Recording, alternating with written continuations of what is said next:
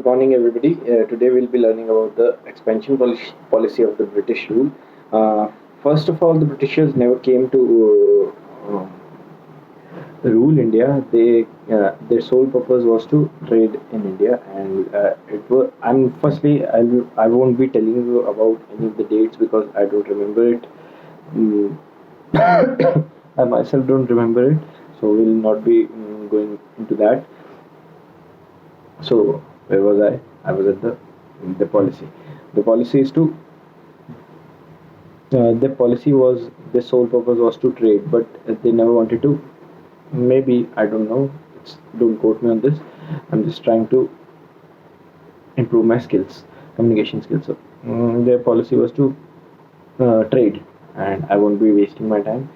British came to India for trade. Eventually became the political master of India. Firstly they came to trade, but eventually they became the political master in India. Firstly, they so I'll go just with the flow, and I'll just tell how much I know and how much I have gained. So I'll just take it as my lecture topic. Britishers tried to cover the area starting from Bengal, then they covered Mysore, then they covered the Marathi region, and afterwards they covered Awadh, and then they covered Sikh. According to the video that I have learned from, this was the chronology. So, in the initial times in Bengal, there were a few rulers named as Farrukhsiyar, and then there was a ruler named Sirajuddaulah. Sirajuddaulah was not a keen follower of Britishers, so he started a war named Battle of Buxar. Battle of Plassey, and during that Battle of Plassey, he fought with the help of Nizam Shah Alam II, and he himself fought that war. But Britishers defeated him, and during that Battle of Plassey, he was removed as the leader or emperor of Bengal, and instead of him, Mir Jafar, I think, yeah. Mir Jafar was appointed as the new chief of Bengal, but he was just a political head. But back in the back in the game, everything was done according to the Britishers themselves. But eventually, Mir Jafar, I think Mir Jafar was there. I need to learn that too, right? 1 second.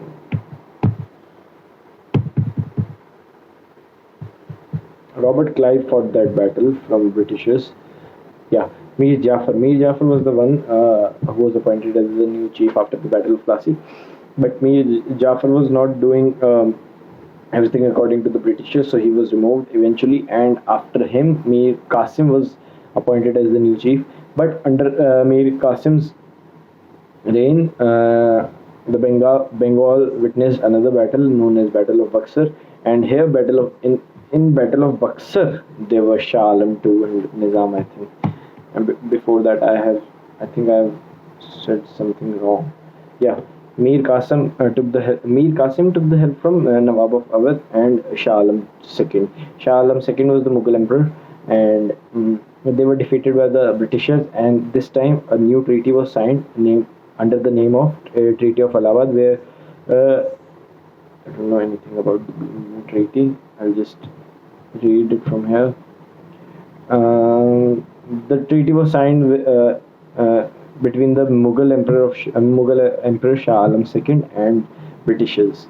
British head Robert Clive, that is the Governor General Robert Clive. As a result of agreed to surrender, no, this is of no use. After this treaty, dual government in Bengal started, where the emperor had somewhat something like dominion status.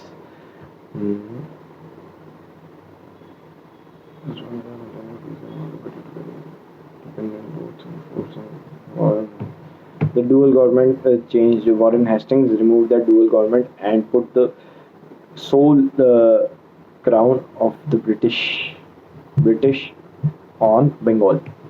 We can say that. Then the another province was Mysore, and Mysore, after the decline of Vijayanagar Empire, Mysore became independent state under the Hindu Vodya dynasty. And this is of no use. Mysore was a conflict region for both Peshwas and the Nizams, and after that, one worthy emperor named as Hyder Ali became the emperor for Mysore, and Hyder Ali was prominent leader, so he did not want to did not want to do trade with Britishers, and he never wanted to uh, become the servant, or we can say just a follower for the Britishers. So he fought the first uh, Anglo-Mysore War. In this Anglo-Mysore War, Britishers were helped by the British Marathas and the Nawabs, but Hyder Ali defeated all three of them, and after that, another war, that is Anglo-Maratha War 2, held, and during this war, Hyder Ali was killed, but no, he was not killed during the war, or he was not the war victim, or we can say he wasn't killed in the war. He was killed due to cancer, and this war was continued by Tipu, but there was no. What? Wait a second. Second Anglo-Mysore. Okay. During the first Anglo-Mysore War, when Britishers were defeated, a treaty under the name of Treaty of Madras was signed, which said, which concluded that every war victim, every prisoner that both the parties held, will be imprisoned, not imprisoned, will be freed, will be freed from the opposition's prison, and every territory that was taken due to the war will be sent back, or will be given back. This was the Treaty of Madras. Now, under the second Anglo-Mysore War, let me read it. Second Mysore War.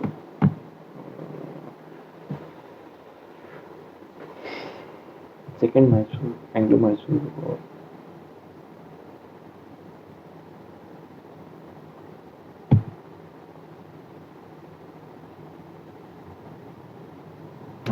I was right.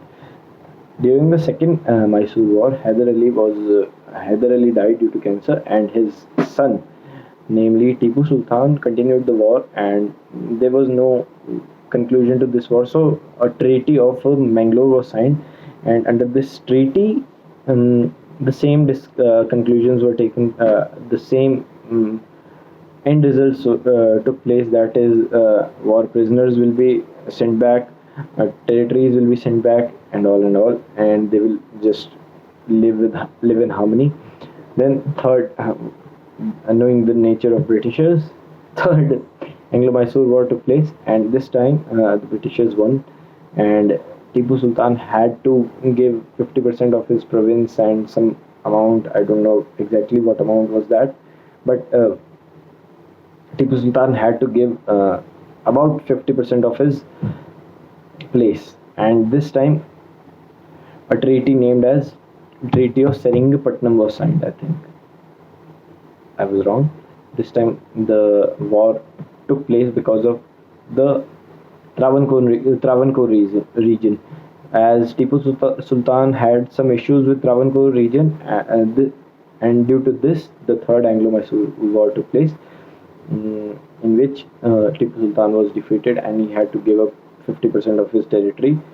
And in third Anglo-Mysore War, Lord Cornwallis was the leader from the Britishers' side. I think I'm getting better in this. Tipu was defeated, and later the English advanced towards Tipu's capital Seringapatam, and Tipu had to bargain for peace. Tipu had to bargain for peace, and in return of peace, he had a treaty of Seringamapatnam was signed, according to which Tipu had to give away. See, this is what I already told. Tipu had to give away half of his kingdom to the English, including Tindigul, Malabar, and Baramahal. Plus additional 3 crore rupees he had to give, but he did not have that much of amount in his bank accounts, Swiss bank accounts. So he had to took loan, or he had to. So the Britishers took two of his sons, or maybe he had two sons. I don't know. So in return, two Tipu's two sons were taken as hostages. I was not able to remember this word, hostage. Tipu's two sons were taken as hostages so that Tipu can mm, chukau that due. Tipu pay his dues of 3 crore rupees. 3 crore in the time of 1770. It is about 300 crores for today. Fourth Anglo-Maratha War took place, and this time Tipu was killed during the war, and Lord Wellesley was the Governor General during this war. Nothing else I need to know about it. So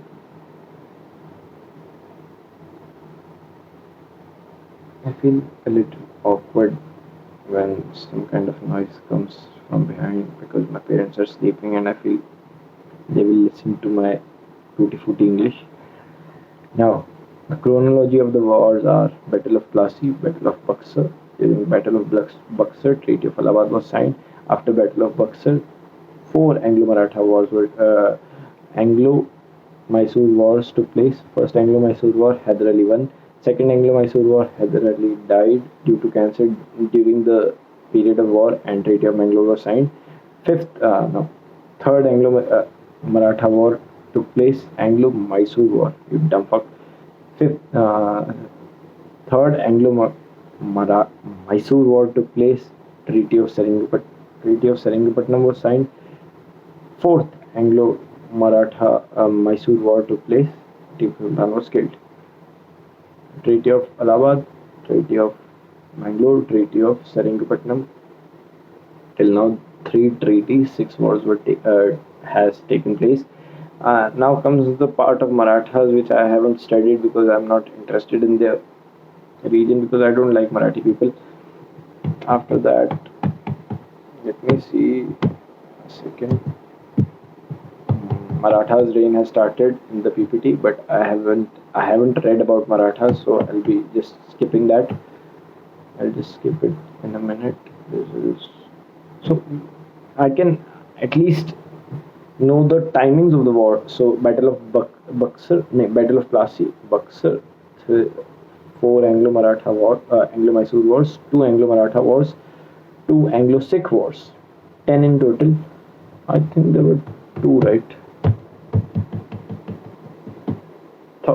3 Anglo-Maratha wars. That means 11, right? 3 Plassey, Buxar, 4 Anglo-Mysore, 3 Anglo-Maratha, 2 Anglo-Sikh. What else? The third Sikh Guru, Guru Gobind Singh, converted this tribe into a military force. That is, every Sikh can be a soldier for their own religion.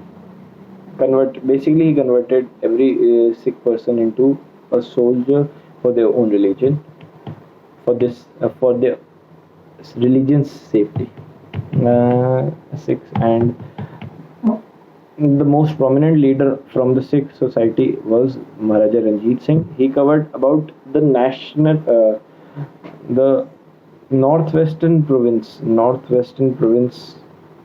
Indian northwestern province that includes Kashmir, Punjab, Sindh, Lahore, and Multan, Kandra, Srinagar, Peshawar, Jammu, etc.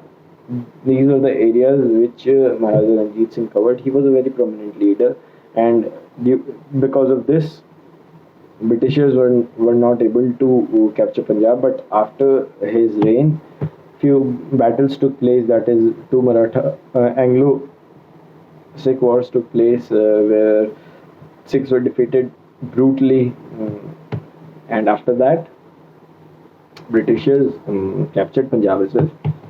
Now, I don't know much about it, but first Anglo-Sikh War took place in 1845 to 46.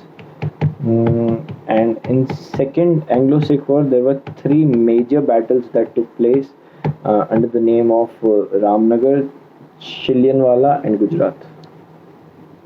And after that, Punjab was annexed by British in March 1849. And John Lawrence was appointed as the first Chief Commissioner of Punjab to take care of administration. That's it. That is the total amount that I have studied from the topic foundation and expansion of British rule in India. Now comes the revolt of 1857. For that, I need my register, my notes register. I think this is the one. Yeah, this is the one. After this, I'll be doing it from here. Now, the revolt of 1857. Revolt of 1857 was the first Independence Act, that first complete Independence Act of war for independence for the Indians for their own freedom. Now, this is known as the first war of independence. That is what I was trying to say. There were many causes, such as political causes, military causes, social religious causes, and I think economic causes, immediate causes, five causes: social religious causes, political causes, economic causes, military causes, and immediate causes. So, under these five causes, I'll be telling about political causes. Political causes were the policy, the brutal policy of British expansion. That is the first was like what. There were four ways of British expansions. First was the outright wars. Second was the system of subsidiary alliances. Outright wars were direct wars. Like if province X is saying that they won't be joining the British alliance, so they will just go and do the hamla on them, and they'll capture them. That was the first way of political expansion in India by the Britishers, that is through outright war. Second was the subsidiary alliance. Subsidiary alliance was like Britishers were saying that you take our sharan, or you take our help, that we will be dealing with the foreign policies from your province. You can handle the internal matter. But this was like being the followers or being the servants for our own place. This is like that. The rulers back then used to think like that. After that, those if nobody wanted that subsidiary lines, they tried different kind of methods, such as a doctrine of lapse or outright wars, or and taking it through any other methods. Now this is the main topic, main point, that is doctrine of lapse. According to this, if any ruler do not have their legitimate child, or their legitimate child, yeah, this is the right word.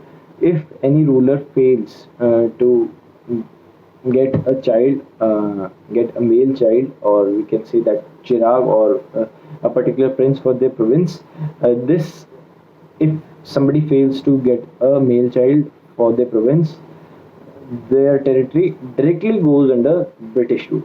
This was a very bad kind of a method that Britishers used to annex any kind of a province. But this was introduced by Lord Dalhousie, and Rani Lakshmi Bai was a victim of doctrine of lapse. Another kind of way was annexation, direct annexation of. Another reason was disrespect shown to Bahadur Shah, and this is not important. Bazirao is not important. Now, social religious causes were like abolition of sati system. Although they did a very good job, William Bentinck did that, but back in that time, everybody was very peculiar about their own religions and about their own beliefs. So abolition of sati system was one of the reasons why revolt of 1857 happened. I'm not in the favor of Britishers, but I liked the way they abolished the sati system because that was a very Rudiwadi system. That was not worth it. After that, widow remarriage started happening under the rules because, of course, that is Britishers were cruel, undoubtedly cruel, but they had some morals which our Indian society lacked. After that, apprehension policy, corruption, oppression of poor. Yeah, they were corrupt. They oppressed poor people. These were the socio-religious causes. Another causes were economic causes that were obvious causes because Britishers used to just loot our systems and they used to fill the pockets of the British crown. So these were the obvious reasons why the revolt happened. The another reason was military causes because in their rifles there were two kind of what do we say that mm, Enfield rifle cartridges. These Enfield rifle cartridge, although this comes into the immediate cause, but I'll be explaining it in the military causes. As the Enfield rifle cartridges were made of two kind of what we say, two kind of mass. That is, one is of beef and another is of pork, and these two